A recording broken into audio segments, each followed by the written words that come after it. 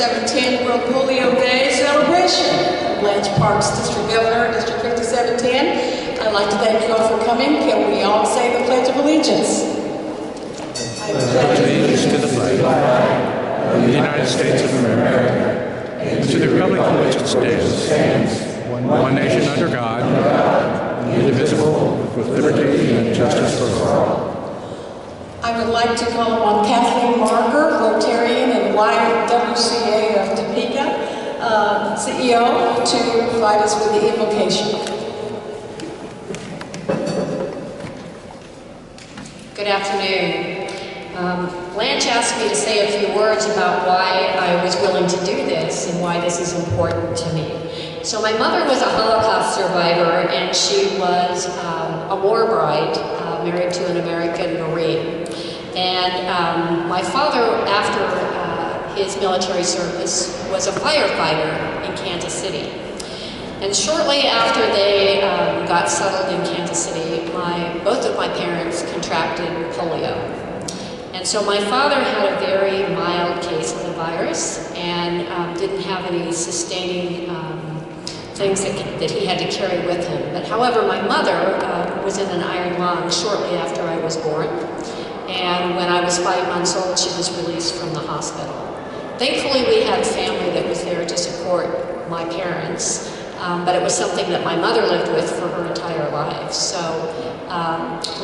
some years ago, when I was asked by my employer to join a civic organization, I looked at the Optimist Club, I looked at the Kiwanis, I looked at Rotary, and I knew that Rotary is where my heart was because of the Polio Plus campaign. So I'm very happy to be here today. So if you would bow your heads. Creator and sustainer of all that is or will ever be, accept our thanks for this day and all its blessings. Guide us in our service. Keep us well so we can serve. And bless those people around the world who are touched by our works, so that they too can have the joy of a fulfilling life full of good health. Help us to dedicate the world, educate the world on the importance of eradicating this preventable disease. We ask for continued support to help medical personnel rid the world of polio. Give them wisdom and break down the barriers for completely eradicating this disease. And finally, we ask you to guide those who, as our government leaders, make their daily decisions that affect us, so that their efforts, whether international or local, shall be motivated by the same great rule of charity and goodwill. Amen. Please be seated.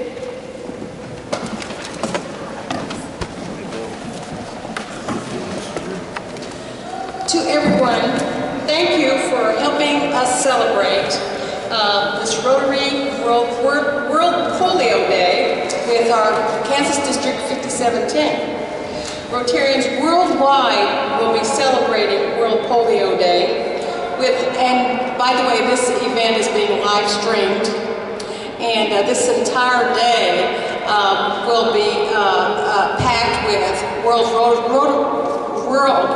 Polio Day activities, culminating this evening at 5:30, which there will be a major event in Philadelphia, Pennsylvania. That'll be live streamed, and that will feature Bill and Melinda Gates. So I wanted to mention that this is a live stream day. It's going to be a fun day. This event is currently being live streamed on our District 5710 YouTube channel. And so there are instructions on that on how to get into the channel. Worldwide, this day will culminate again with the live streaming from Philadelphia, Pennsylvania. And now let's introduce some of our exciting Rotarians who are here as visitors. And so this event could not have been possible without a legislative sponsor. So I want to say thank you so much to Rotarian and legislator Brenda Dietrich. Can we give her all a big hand? And now I'd like to call upon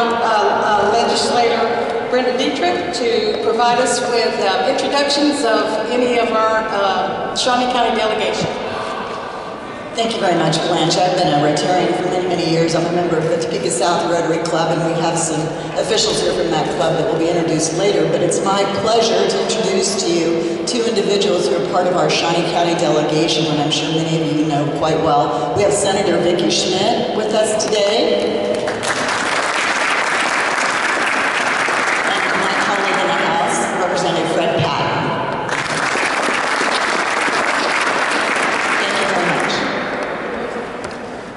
Representative. And now I'd like to recognize any Kansas State representative. I'm having a hard time. I'd like to recognize any Kansas State officials, and I know we have Insurance Commissioner Ken Seltzer here. Ken, could you stand? And I want to mention that Ken is with the Leewood Club, and he is a Rotarian. Yay! So very good. Thank you for coming. Now, I'd also like to recognize a couple of people. We have a Rotarian from one of our other districts in Kansas, Randy Krug, and he's a past district governor. Randy, are you here? There he is. And he came all the way from western Kansas to our program, so thank you so much. I want to introduce Yusha Reddy, and she's a former mayor of Manhattan and now on the city council. Could you please stand? And let's see, do I have anyone else from the state mayors or county commissioners or anything? Okay. Thank you very much, everyone. And then now I'd like to recognize we have many past district governors and leadership of our district. Could you raise your hand? We've got a couple of past district governors. Did I see? Well, let me recognize Farron Barthen. He's district governor nominee. So Farron is with the Topeka South Club. Let me peruse the crowd right quick, see who I'm leaving out. Am I leaving out anybody? Okay, I guess not. All right, so now I would like to recognize our honorary co-chairs. And they are Jim and Mary Ann Arnett. They're right over here.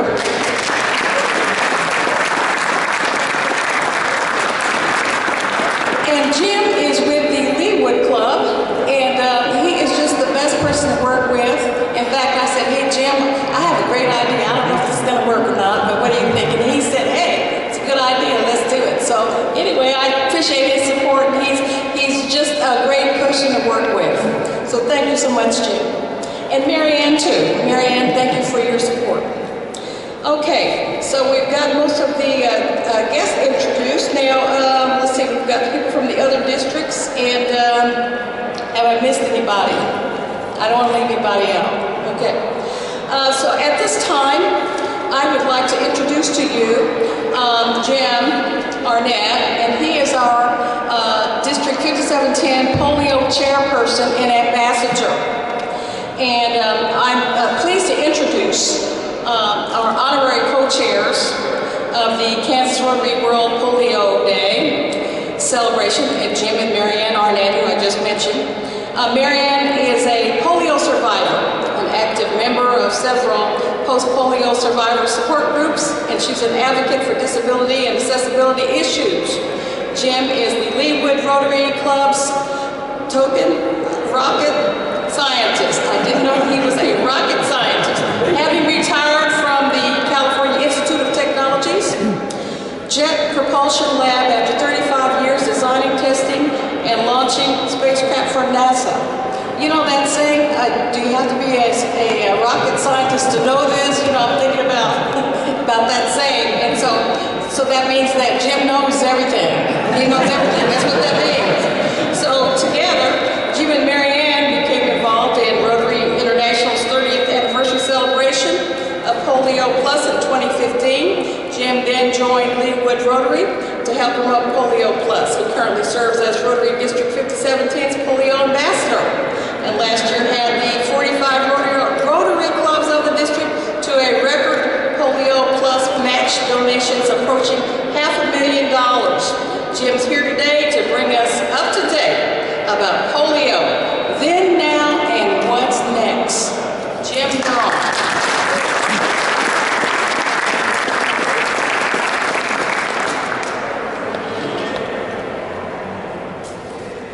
Thank you very much, Blanche. That was very nice. And thank all of you who are here today to help us in polio. As Rotarians from across Kansas gather here today in celebration of World Polio Day, it's fitting that you are joining 1.2 million Rotarians around the world who are pausing to look back and be proud of the amazing progress that has been made toward Rotary International's goal of complete eradication of polio.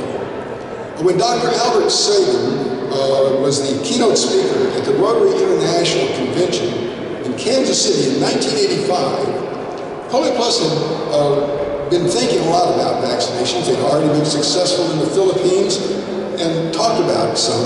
And what Sabin said was, stop talking about it, do it. And guess what? Polio Plus was then created, and what a difference it has made.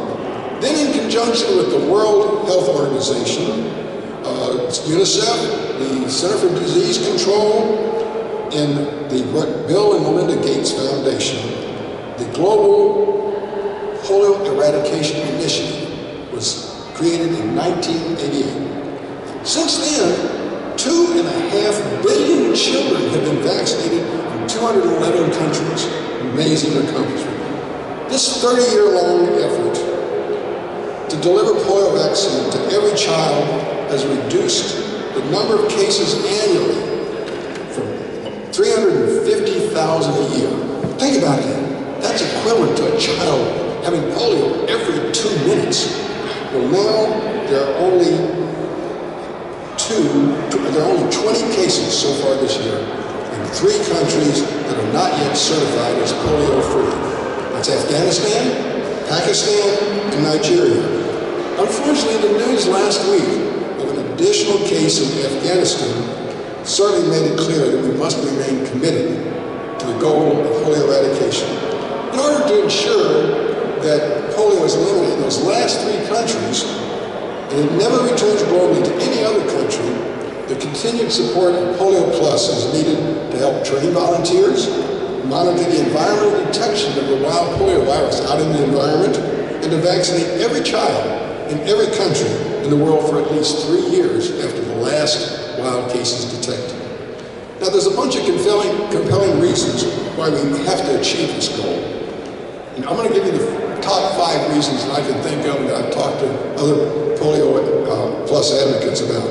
First of all, eradication is going to improve the lives of lots of people. So far, at least 17.5 million people are walking around today who otherwise would have been paralyzed. That's an amazing statistic.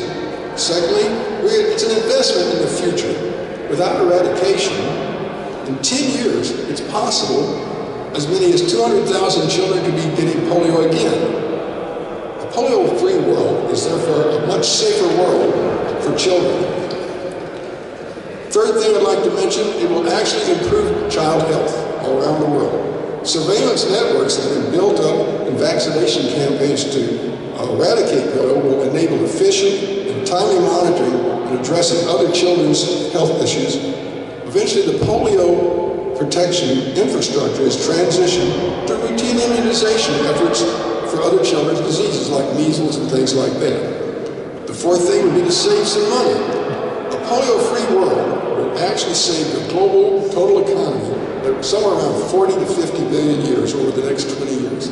Again, another amazing statistic. And finally, probably one of the most important things when you think about it, eradication would be one of the history's great public health achievements. It would be only the second time our people have eliminated a human disease. Remember, smallpox is gone. So as you are Rotarians and neighbors and friends, as you promote the Polio Plus message with your fellow Rotarians and your friends and neighbors in your communities, there's just some things you can kind of tell them that'll make them interested in helping eradicate polio. Here's some 5 facts that you might share with them. Ice cream factories in Syria are helping by freezing the ice packs that health workers use to keep the polio vaccine cold during the immunization programs, because there was an uptick in the number of cases of what we call vaccine, circulating vaccine derived polio viruses. What can happen when you get the oral vaccine? You can get a few cases, a very tiny number, can still get the paralysis. There's another thing you might not know about, but you may recognize some of these names. Celebrities you've heard of, or may not have heard of, have become ambassadors in our fight to end the disease. They sponsored fundraisers, they participated in national immunization days all around the world. For example, they include golfing great Jack Nicklaus, John Cena, if you're interested in wrestling, recording artist Ziggy Marley, Nobel Peace Prize winner Desmond Tutu, world-renowned violinist and polio survivor Itzhak Perlman, anthropologist Jane Goodall, to mention just a few, but best of all, our matching grant partner Bill Gates. The third thing you might not know about is how vaccinators get the vaccine to the kids. Health workers and Rotary volunteers climb mountains and cross deserts. They've sailed to remote islands, often risking their own lives, to vaccinate children against this disease. They've used an amazing assortment of means of transportation. Polio Plus has provided, if you can believe it, over 1,500 motorbikes. We actually own 6,700 trucks and off-road vehicles and 17 boats. Vaccinators even travel on the backs of elephants, camels, and donkeys just to get to the kids. So they get around. In Pakistan this last year, the polio program emphasized something the women in our audience are going to appreciate. What they did, they hired the local female vaccinators and monitors. Of more than 21,000 vaccinators working in Pakistan last year, 83% were women, and they achieved the highest immunization coverage rates in that country's history, which has resulted in holding the number of cases in Pakistan the current year down to only 4 cases, with a very high probability that they're reaching 0 next year, making us that only 2 countries covered. There's another thing you might not know about, and it's estimated by the Centers for Disease Control that there may be as many as 250,000 polio survivors living in the United States today, suffering the symptoms of what's called post-polio syndrome, or PPS. In fact, while the last documented case of polio, originally in the U.S., occurred in 1979, there are still 3 survivors living today who still have to use the iron lung in order to be able to sleep at night. One of whom actually lives in Kansas City. Throughout the Midwest, there are many well-organized post-polio support groups that meet regularly to share experiences and the best available advice about dealing with the late effects of polio. Marianne and I both belong to that group, and one of our visitors, Lewis, is here also a member of that group that meet every year in Branson. Sometimes we're asked what Rotary's rule with respect to polio being after eradication is achieved, and how we can support the tens of thousands of children around the world who had polio before they had been reached with vaccines. Well, 2 important activities have been identified by Rotary International. Beginning now with Rotary's help, with the formation of a new initiative under what will be called RotaryPolioSurvivors.org. First, there will be an establishment of what we call Polio Survivors and Associations and programs. They'll support the remaining efforts to achieving eradication and initiate the community-based rehabilitation centers to help and identify and support survivors around the world, and actually collect the personal stories of polio survivors to preserve their history, 2 of which you will hear later today. They'll connect with organizations all around the world who are assisting polio survivors. The second thing that Rotary Polio Survivors will be doing is underwrite the creation of these community-based rehabilitation centers. They'll be establishing locations where disabled people can have access to the services that they need. Their goal will be to assure people with disabilities realize what their rights are, to lead lives with dignity, to obtain assistance with disability issues, and if necessary, to provide surgical solutions and adaptive devices for polio survivors worldwide. Since 1985, the Rotary clubs worldwide have, including the Gates matching funds, have donated over $1.7 billion to Polio Plus. Amazing number. And with the Gates Matching Challenge continuing 2 more years, Rotary itself has the potential to reach an additional $450 million for Polio Plus. In addition to the funds that are contributed and donated by Rotary with that match, a program of Rotary advocacy, going out and talking to countries all around the world, has resulted in elicited pledges from many of these other countries to the global polio eradication initiative, approaching almost another $1 billion. Now, that's a lot of money that's coming along, so maybe you might wonder, what are some of the things that donations can do? Well, let's just take the Rotary contribution, for example. As you said, if you give $100, what happens? Well, first of all, the gates of that foundation match it, and suddenly it becomes $300. Well, what can $300 under this program buy? Well, an example, they would purchase 600 of the vests that the women and vaccinators go out so that they can be recognized that they're safe and protected while they're administering the vaccines. Or another choice might be to buy 300 of the vaccine carriers that protect and keep that vaccine safe. But more interesting enough, we pay for 2,400 of the little purple markers we put on every child's pinky to know that they've had that vaccine. So with all of the help that we've had, I just want to take this opportunity to honor and send a sincere thank you to the Rotary Clubs of Kansas for holding many Polio Plus fundraising events, especially over the last year, which when combined with the Bill and Melinda Gates Foundation gift, actually did approach $500,000 from District 5017. Well, so what did they do? From art fairs to auctions, bike rides to barbecues, food festivals to 5K runs, pizza parties to pints for polio, if you like beer, and many other approaches, the Rotary Clubs of Kansas continue to work toward complete eradication of polio. I want to give you some examples. For instance, my own club, in conjunction with the Shawnee Mission Club, is holding a Pints for Polio event at one of our local microbreweries. The Kansas City Kansas Club is conducting a Halloween costume contest on the 30th to raise funds. Gardner is having a wine and cheese social. The Lenexa Art Fair, which is a big deal every year, they plan to contribute part of their funds to Polio Plus. The Taste of Shawnee Street Festival is always a big fundraiser. In DeSoto, Marianne mentioned, and we talked a little bit about some friends that up there at the DeSoto Club. Ruth Zimmerman passed away recently, and that club elected for this year to make memorial donations in her name and raised over $2,000 already. The Village West Club this year held what was called Strike Out Polio, where as a particular game, people attended that ball game, got an opportunity, some of my folks were there, and Marianne and I got to throw out the first pitch of that game, which was a fun thing to do. And one club that you're all going to be really interested in, your Topeka South Club. You should go out there on the 27th. Every year, the Great Pumpkin Run raises an amazing amount of money for Polio Plus. Those clubs and many others throughout the Rotary districts of Kansas and the Rotary meetings around the world, we frequently close those meetings with a thing that Bill Gates likes to do. At those meetings, he asks everybody to raise one hand. Everybody hold up one hand, just like this. And what happens is that when I say we are, you're going to say this close. So here we go. We are this close.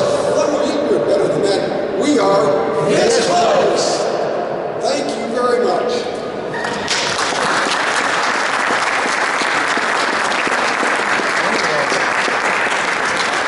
Thank you so much, Jim Arnett, our chairman of the Polio Plus and our ambassador.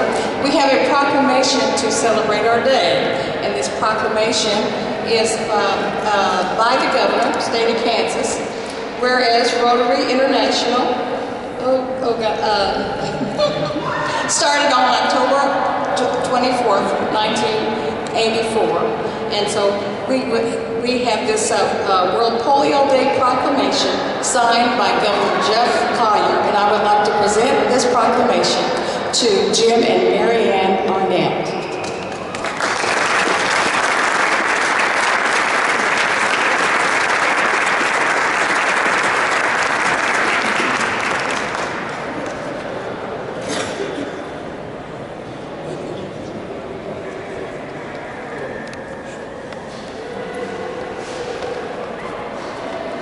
It's very fitting that the state of Kansas realized how important Polio Plus has become. We want to send our thank you to the governor for arranging for this proclamation. On on behalf of all of the Rotary clubs of the state of Kansas, we are very happy to accept this proclamation. Thank you.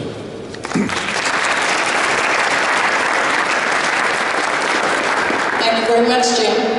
We're pleased today that we have 2 polio survivors here to share their stories to help us gain a better perspective of the impact that polio has on its victims. First, we'll hear from Marianne Arnett, who has become a familiar face in District 5710 and club meetings, as she has joined Jim in bringing the Polio Plus story to our members and has shared her polio experience. Please welcome Marianne Arnett first, and then after Marianne, we'll hear from Janelle Karkoff. And in regard to her introduction, in October 2017, our next polio survivor after Marianne participated in a series of meetings of the Downtown Topeka Rotary, telling the stories of members and family affected by polio that led to the club raising an amazing $20,000 for Polio Plus. And so after we hear from Marianne to tell us her story, then we'll have the opportunity to hear from Janelle Karkoff. And we're very pleased that she's willing to share her story with us today. And so after Marianne, we'll hear from Janelle Karkoff.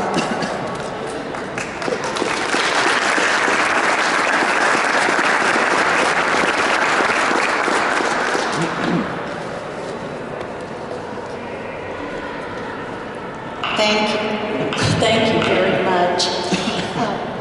It is a real thrill for me to be here, actually in Topeka, Kansas today, because this is my 81st birthday.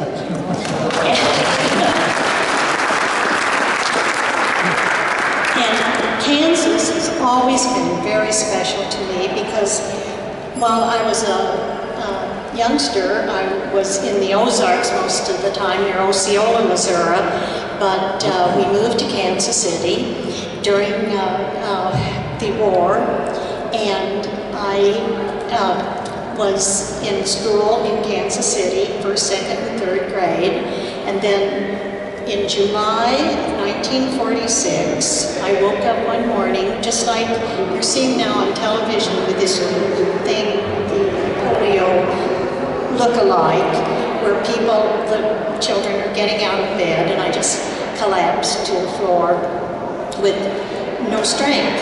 And so after I was diagnosed with polio, my mother had read in Life magazine about the Sister Kenny treatment, and there was only one hospital within 500 miles of Osceola, Missouri, that did have the Sister Kenny treatment. So I was brought up to Bethany Hospital, which is now Providence Hospital, and I spent 8 months there, and that sounds like a lot, but I have to tell you, I had great roommates. We just were real devils. In fact, Jim mentioned Ruth Scott Zimmerman, whose husband is a Rotarian in DeSoto, Kansas. She was my roommate, and we were racing around the halls in old-fashioned wheelchairs, but we could really drive all the other patients in Bethany crazy. But anyway, that's why there I was in Kansas, and then after I left Bethany Hospital and went back home, we lived then in Kansas City, had to find a school to go to, and there was a school for handicapped children, but my parents decided I wasn't that handicapped, so I was able to attend public schools. But then when it was time to go to college, that was kind of a dilemma, because I had to really worry, how do you get from one class to the other? My father wanted to get me a little Vespa, but I didn't think that was too cute. And so I had to look for a school that had a very small campus, and I chose a school in Nashville, Tennessee, Vanderbilt. It's a very compact inner city campus. Go there. The first day I am enrolling at Vanderbilt, I meet this guy right here, who is from Lebanon, Tennessee, right outside of Nashville, and that's the best thing that ever happened to me, and it would never have happened to me if I had not had polio. So, anyway, so after graduation, I traveled around the United States with Jim wherever he was working, but when it was time for him to retire, we decided, because Kansas City is the center of the United States, and I certainly had some relatives in the Ozarks and in Kansas City, and so Jim decided in 1990 to retire to Beewood, Kansas. And one of the very first things he did was start going to the Rotary Club, which has just been a wonderful experience for him and for me too, because really the things that Rotary has done for polio, it's just phenomenal. It really is. And so, but here I am, back in Kansas today, but I don't even know if I ever got to the state capitol here when I was a kid, because I didn't take a lot of the school tours, but I sure was at Bethany Hospital. So I have a real affinity for Kansas, and I'm so happy that you asked me to come today to share my story. Thank you very much.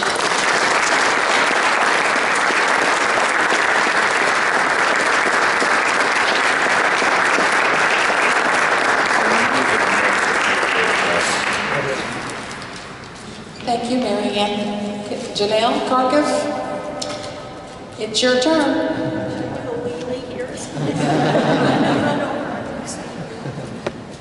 My name is Janelle Karkoff, and I'm a polio survivor. When I was 2 years old, my family lived on a farm in Missouri, just southwest of Sedalia. I was born in Sedalia. And I started getting sick, and my mother, after 2 or 3 days, could not break my fever. And so she took me into Windsor, Missouri. I don't know if you know where these towns are, but and we saw Dr. Thurber, who I remember very well. I don't remember a lot of what happened to me. I've read my doctor's reports, and my mother told me my story, my God story is what she would say, and how God saved me. But I do remember Dr. Thurber. He had a lot of black hair, and I was very mesmerized by that. And he took one look at me and said, I think she's got polio. I think you need to take her to Children's Mercy Hospital in Kansas City as soon as possible. A few years ago, I went and got my records from them, and sure enough, there they were, his telegram, something like a telegram, that he had sent to Children's Mercy Hospital. Please accept this child. I'm sure that she has polio and needs to be seen. I was there for 18 days, and when I got there, the nurse came out to get me and all that, and then my parents, they said, I'm sorry, but you'll have to go home. And so for the whole time I was at Children's Mercy, they didn't see me, and I'm sure they talked with Dr. Thurber, but that would be hard for any parent to leave their 2-year-old. And I don't know, I don't remember any of it. I guess I had fun. I usually do, so I usually choose to have fun. And but anyway, so when they came to get me, to take me home, I didn't know them. I wasn't going to go with those people. Who are you? And so anyway, finally they, probably gave me candy or something. That would usually do it. And I went, but after that, I went to see Dr. Thurber weekly for quite a while. And then, of course, my brother and my sister, I have an older brother and an older sister, and they had to get the polio shots early. This was before they really started giving out polio shots to children. And all I remember, besides Dr. Thurber, is sitting on the floor in the examining room, and my sister didn't seem it didn't bother her to get the shot, but my brother, I mean, it took 2 nurses and my mom and another person, I don't know where she came from, and to hold him down, because it wasn't going to be easy. But, so I knew Dr. Thurber for a long time, and every time when we moved to Topeka, then we would still go down to Missouri, because my grandparents lived down there, and we loved going to the farm and riding horses and doing all the farm stuff. And but we'd always go by and see Dr. Thurber, and it was such a pleasure. Do I feel blessed? Yeah, I feel blessed every day. And so that's pretty much how my talk. I mean, I can tell you a lot of hospital stuff, but you kind of figure out what that's all about. So I'm blessed every day, and I'm thankful for that. And I think this is a great thing that you're doing. So thank you.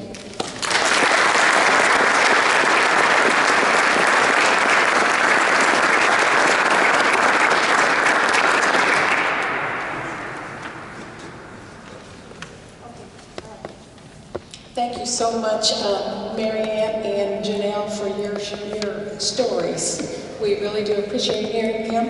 And I want to ask an audience, are any of you polio survivors or caregivers? Raise your hand. Okay. Thank you.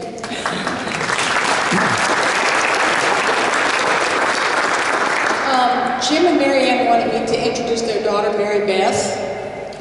Where are you, Mary Beth? And she came here from St. Louis. So, yeah.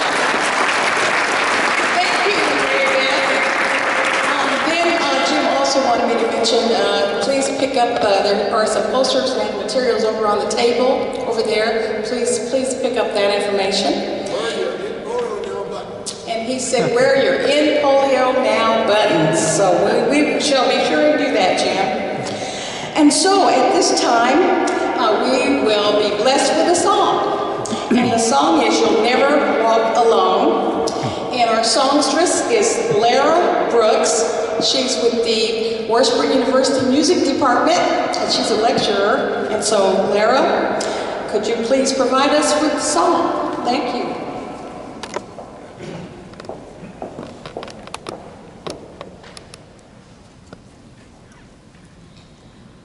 When you walk through a storm, keep your chin up high, and don't be afraid of the dark.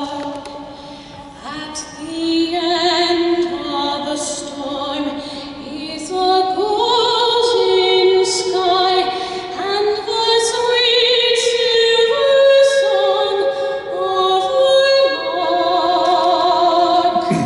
Walk on through the wind, walk on through the rain, though your dreams be tossed and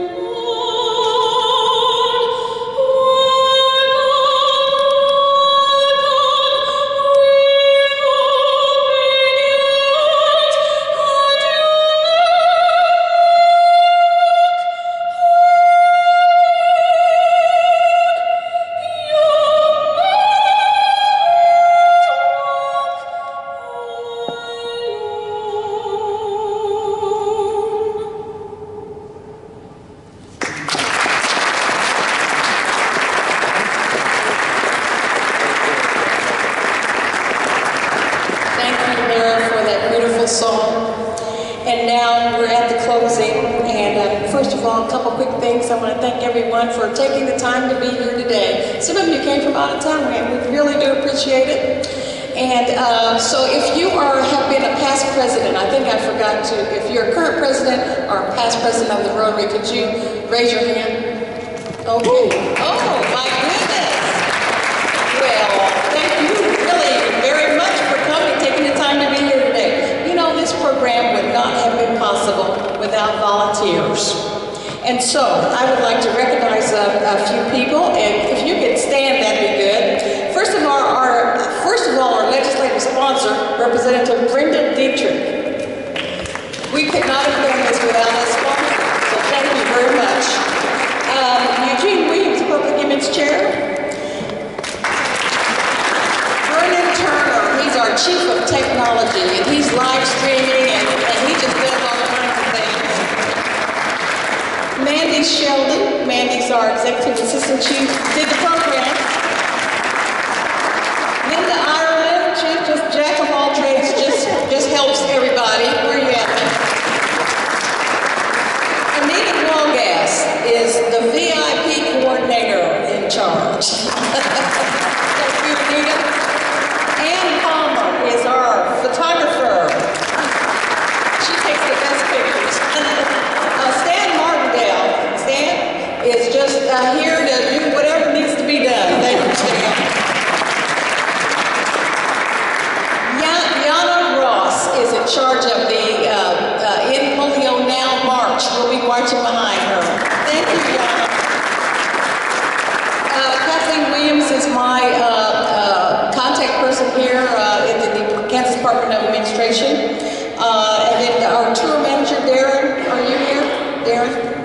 not here? No, he's downstairs. Okay, I want to say thank you to Jim and Marianne for being co-chairs. They're honorary co-chairs. And to our speakers, thank you so much, Kathleen and Lara and Janelle. So anyway, I hope I didn't leave anybody out, and I sure do appreciate everyone coming here today. We had a good time. How about this ambiance in the Kansas State Capitol building? So anyway, I wanted to again say thank you very much. I hope you had a fun time. Now, the rest of the day is at it's now 12:15, so I thought we would be an hour. We're just 45 minutes. That's really good. So at 12:30, we will follow Yana, and we will walk either a block, or if you want to walk around the Capitol building, I'll just be a block. So all you guys who want to go around, that's fine, you know. And because you don't have to be back until 1 o'clock if you want to. At 1 o'clock, as you can tell, we have the Capitol building all to ourselves. You can't beat that. You'll probably never see this ever again. And so anyway, at 1 o'clock, we'll have a tour of the Capitol building. And then at 2:15, we'll have a tour to the dome. And there's 296 steps. So for those of you who are doing 10,000 a day, that's nothing. and so do that at 2:15. And then at 3 o'clock, if you're still here, there's another tour, and it will be with the public. And so anyway, I wanted to make sure everyone was aware of the schedule for the day, and we appreciated so much District 5710, and then our other visitors from the other district, and all around, the legislators and everybody, elected officials. Thank you so much for supporting us today. Where do we meet to pick up the tours? The tours. Okay. Stand by the visitors.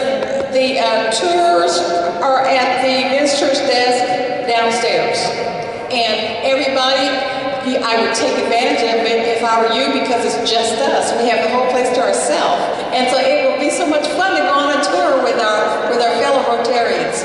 So anyway, again, I want to thank you all for taking the time to be here today as we celebrate World Polio Day all over the world. So this is our Kansas celebration.